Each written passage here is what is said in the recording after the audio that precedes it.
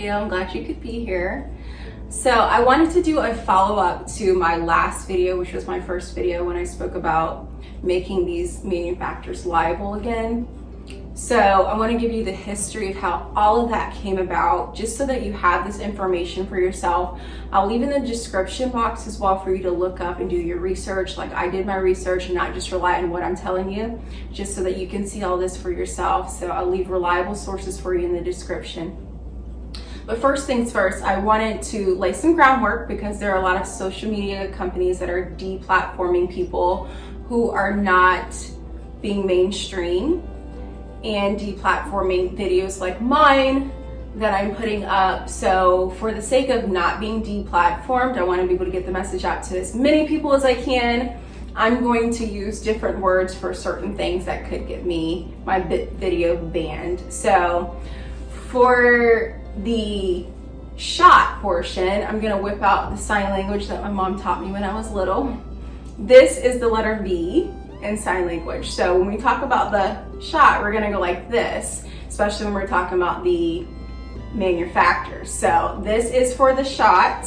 And then for Dr. Fauci, we're not going to call him Dr. Fauci because he's not a doctor. He doesn't wait on patients. He's never practiced.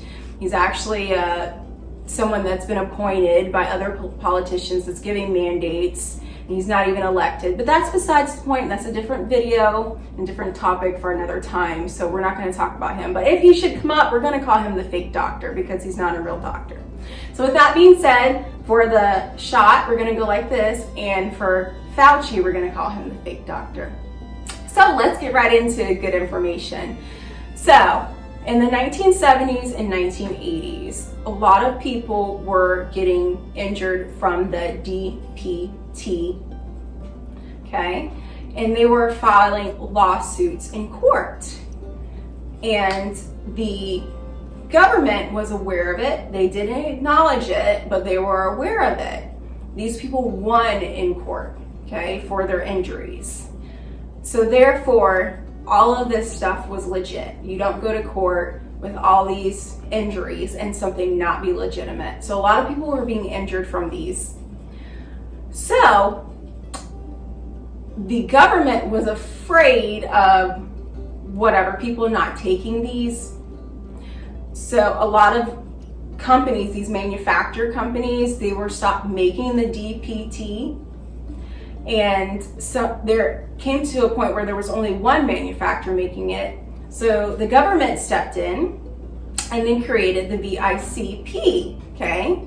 And that stands for the Injury Compensation Program or something of that sort. Like I said, I'll leave that in the description. But either way, so that basically protected the manufacturers from being sued and being liable if someone were to get injured.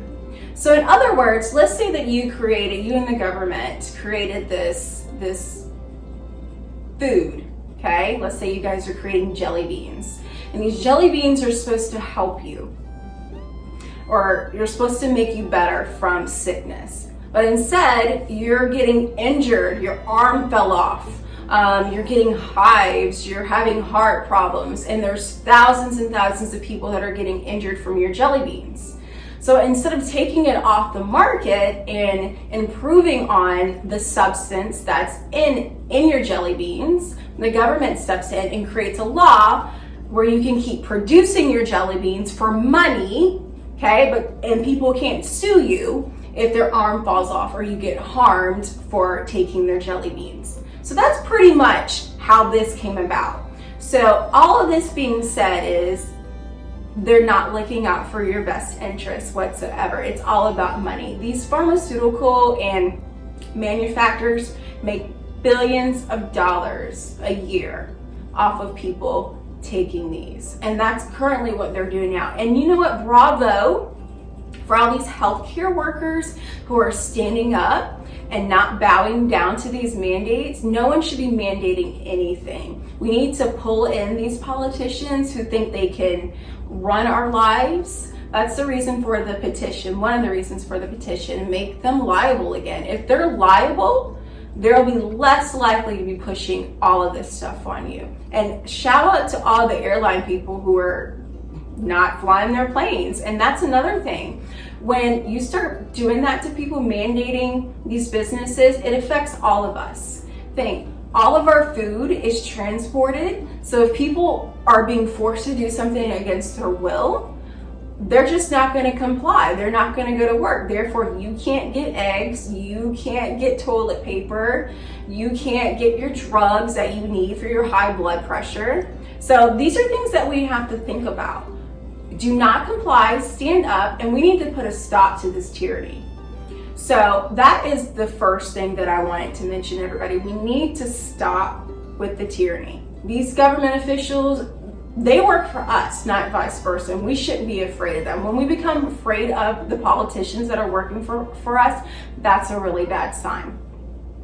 So the main purpose of this video is just to give you the history and to keep promoting. We need to make them liable again. Make them liable again like in the 1960s. Like I said, I will leave everything in the description for you, as well as the petition, any information. I can't wait to share my next video with y'all. Hopefully this was helpful.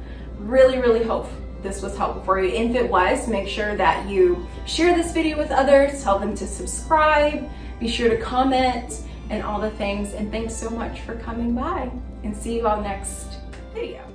I'm gonna tell all our friends to be sure to subscribe and share, okay? You're gonna tell them that? Yeah, tell them that.